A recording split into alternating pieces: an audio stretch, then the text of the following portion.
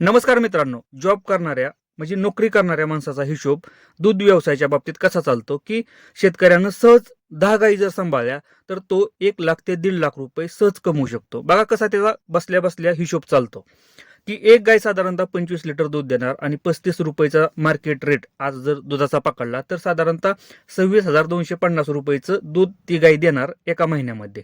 आता खर्च काय आहे? घरची वैरण तर असणार त्याच्याकडे आणि राहिला खुराकावरचा.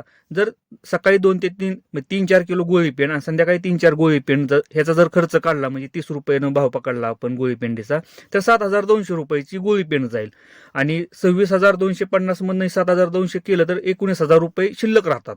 19,050 म्हणजे 19,000 आपण पकडलं. 19,000 रुपये एक गाय आपल्या शेतकऱ्याला कमवून देते. 10 गायी सांभाळल्या तर 1,90,000 रुपये शेतकरी सहज कमवू शकतो, पण आपला शेतकरी कमवत नाही. हा त्याचा बसल्या बसल्या हिशोब आहे मित्रांनो. पूर्ण माहिती जर ऐकायची असेल ना तर व्हिडिओ शेवटपर्यंत बघा. व्हिडिओ जर आवडला तर लाईक करा. चॅनलवरती नवीन असेल तर चॅनलला सबस्क्राईब करायला विसरू नका. नमस्कार मित्रांनो, शेतकरी आणि टेक्नॉलॉजी आपल्या युट्यूब चॅनलमध्ये स्वागत आहे. आजकाल बऱ्याच लोकांचं हिशोब हे अशाच प्रकारे दूध व्यवसायात चालतात.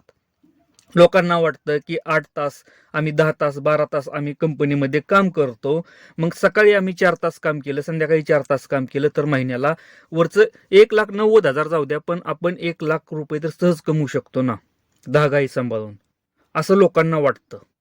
पण खरंच मित्रांनो, ज्या टायमिंगला 10 गायी सांभाळणं हे जोक आहे का?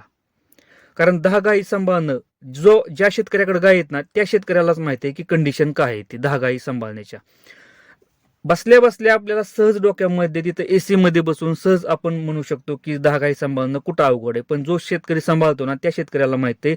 आणि पेपरवरती केलेलं कॅल्क्युलेशन आणि ऍक्च्युअली मधलं प्रॅक्टिकली कॅल्क्युलेशन याच्यात जमीन आसमानचा फरक आहे. आपल्या प्रत्येक शेतकऱ्याला माहिती आहे की तुम्ही सहज म्हणता 25 लिटर गाय दूध देणार आणि एवढा भाव आपल्याला भेटला आणि एवढं रुपये आपल्याला भेटतात. ठीक आहे, एखादी गाय देते, पण मित्रांनो तुम्ही 10 गायींचा विचार केलेला आहे.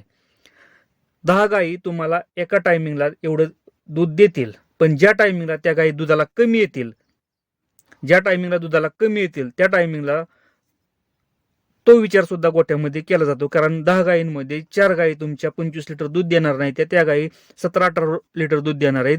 त्याचबरोबर आपल्याला त्या गायींपासून होणारी कालवड सुद्धा सांभाळावी लागतात. त्या कालवडांवरचा खर्च आपल्याला काढावा लागतो, वैरणीवरचा खर्च काढावा लागतो आणि मित्रांनो डॉक्टरचा खर्च हा सुद्धा काढावा लागतो. प्रत्येक गोष्टीचा बारीक बारीक जर आपण विचार केला ना दूध व्यवसायामध्ये तर भरपूर प्रमाणात खर्च हा दूध व्यवसायामध्ये होत असतो. आणि तुम्ही म्हणताल घरची वैरण ठीक आहे, पण वैरण आणण्यासाठी किंवा वैरण आपल्याला तयार करण्यासाठी हा खर्च आपण पकडतच नाही ना. म्हणजे आपण जर गिनी गवत लावलं किंवा मका लावली तर आपल्याला पहिल्यांदा तिथं जाऊन नांगरावं लागणार आहे. त्या नांगरटीचा खर्च हा सुद्धा आपल्याला दूध व्यवसायामध्ये पकडावा लागणार आहे. ह्या गोष्टी आपण विचार करत नाही, कारण नांगरणार कोण आहे ती रान, मग त्यासाठी पैसे कुठून येणार आहेत? हे दूध व्यवसायामधूनच त्या नांगरटीसाठी पैसे जाणार आहेत. तिथं मका लावायची, तिथं त्या मकाला युरिया खात लागणार आहे मित्रांनो, हा खर्च सुद्धा तिथं पकडावा लागतोय. हा खर्च आपला तिथं बसणारा ऑफिस मधला माणूस पकडत नाही. तो काय म्हणतो घरची वैरण. अरे घरची वैरण जरी असली आपली, ती वैरण आणण्यासाठी उगवण्यासाठी आपल्याला मेहनत घ्यावं लागणार आहे ना त्या रानामध्ये. त्याला खात लागणार आहे, पाणी लागणार आहे, मोटर जळाली, लाख लपडे असतात मित्रांनो. आणि ह्या गोष्टी आपण तिथं पकडत नाही. मग परत असं विचार येतो की आयला पैसा जातोय कुठं नक्की दूध व्यवसायामधला? पैसा जातो मित्रांनो ह्या कामांसाठी. डॉक्टर आला 1,000-2,000 रुपये घेऊन जातात. ट्रॅक्टरचा घोटाळा झाला 1,000-1,500 रुपये गेला. परत युरिया आणायचा आहे किंवा खत आणायचंय. आता जर नवीनच प्रकार आहे की आता मकावरती आळी पडते, आपल्याला माहिती आहे 15 दिवसाला औषध मारावं लागते. 1,000-1,500 रुपये खर्च इथं जातोय आपला. गिनी गवत आहे, उगवतच नाही, त्याला युरिया टाकावं लागतं, हिथं आपल्याला पैसे लागतात. प्रत्येक गोष्टीसाठी मित्रांनो रानामध्ये पैसे लागतात.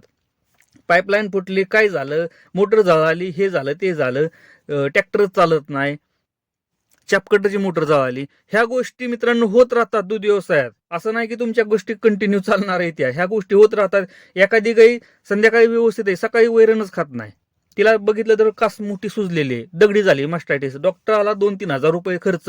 गाय 25 लिटर दूध देणारी गाय 15 लिटर वरती आली, गायची कासच वसरा नाही. ह्या गोष्टी आपल्याला दूध व्यवसायामध्ये धराव्या लागतात. असं नाही की तुमच्या 10 गायी त्या म्हणजे त्या 10 गायी कंटिन्यू 25 लिटर दूध देणार आहे त्या. ठीक आहे, एखादी गाय कंटिन्यू चांगल्या प्रकारे दूध देते, पण बऱ्यापैकी गाय 2-3 महिने झाले की परत रिवर्स यायला चालू होतात, कारण गाय हिटवर येतात, गायला इंजेक्शन भरावं लागतं, गायची पिशवी खराब होती, त्यामध्ये मित्रांनो गाय आजारी पडलेली असते. ह्या गोष्टी सुद्धा पकडाव्या लागतात आपल्याला. आणि बसल्या बसल्या तिथं आपल्याला कसं वाटतं की हा दूध व्यवसाय एकदम सोपा आहे. पाऊस पडल्यावर समजतं की दूध व्यवसाय किती सोपा आहे मित्रांनो. मग गोठ्यामधलं शेण सुद्धा काढू वाटत नाही पाऊस पडल्यानंतर. ह्या गोष्टी सुद्धा आपल्याला बघाव्या लागतात की बसल्या बसल्या तुम्ही जो हिशोब करताना तो हिशोब आणि ऍक्च्युअल मधला, प्रॅक्टिकल मधला येणारा हिशोब ह्याच्यामध्ये जमीन आसमानचा फरक आहे.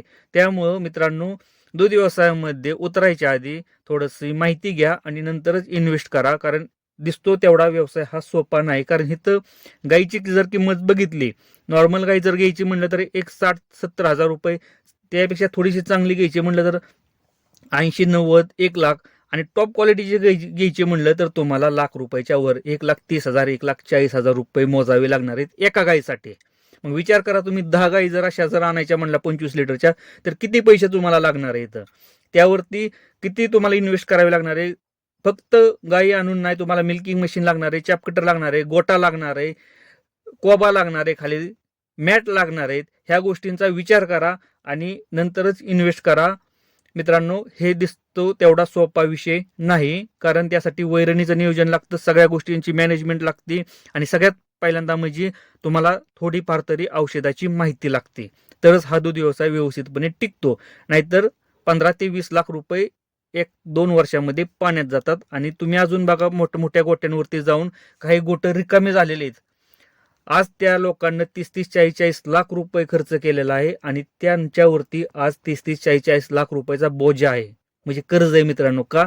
फक्त तुम्ही पैसा दिसतोय म्हणून इन्व्हेस्ट केली, पण ऍक्च्युअली मध्ये तुम्हाला नॉलेज कसलंच नव्हतं. त्या शेतकऱ्यांना त्याविषयी माहिती कसलीच नव्हती. त्यांना पैसे उचललं, बँकेकडून उचललं, आणि आज त्या शेतकऱ्यांवरती 30-30, 40-40 लाख रुपयाचं कर्ज आहे मित्रांनो. त्यामुळे थोडीशी इन्व्हेस्ट करताना आधी माहिती घ्या आणि नंतर ह्या व्यवसायामध्ये मित्रांनो पडा. नाहीतर हातानं तुम्ही तुमच्या बोकांडी 30-40 लाख रुपयाचं कर्ज करून ठेवचाल. व्हिडिओ जर आवडला असेल तर लाईक करा, चॅनलवरती नवीन असेल तर चॅनलला सबस्क्राईब करायला विसरू नका. धन्यवाद.